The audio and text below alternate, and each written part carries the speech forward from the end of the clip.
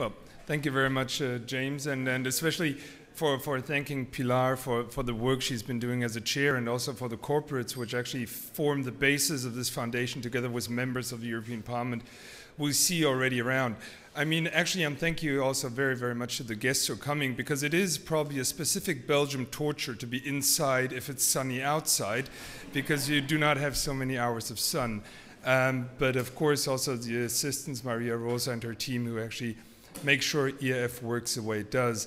Nelly, thank you very, very much for your words, but not only for that, but also because actually for the first time that a commissioner takes the initiative to develop an agenda which seems to be coherent in approaching a policy area. I've been working for a couple of years now, not as long as James or Malcolm in the European Parliament, but basically I haven't seen in any area the attempt to have such a coherent approach towards any other policy area. And I think today now this location has been chosen very, very wisely by Pilar and the EIF staff, because you mentioned that what we see around there is the past, and hopefully this sort of gathering of avant-garde will represent what will happen in the future.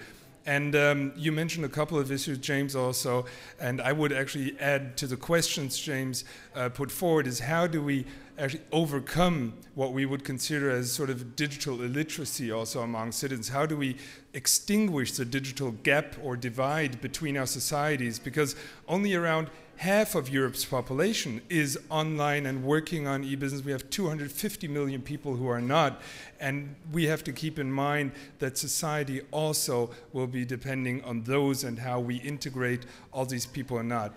For me, it's fantastic to be part of this organization, and if EIF wouldn't have been founded by James and Erica, we would have to found it today and invent it new.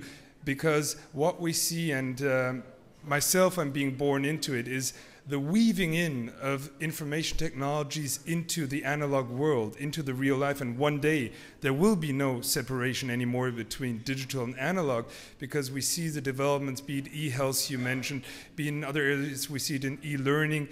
But as a European Parliament, as an institution, we have to support that. Together with James, I'll work on the budget committee to make sure that more investments are put into research and development, because as Europeans, we don't have oil, we don't have gas. Our source is what we have in our head. And thank you very much for so many competent heads to be around tonight. Wish you a fantastic evening. And I don't know who's up next, but thank you very much. Enjoy the evening.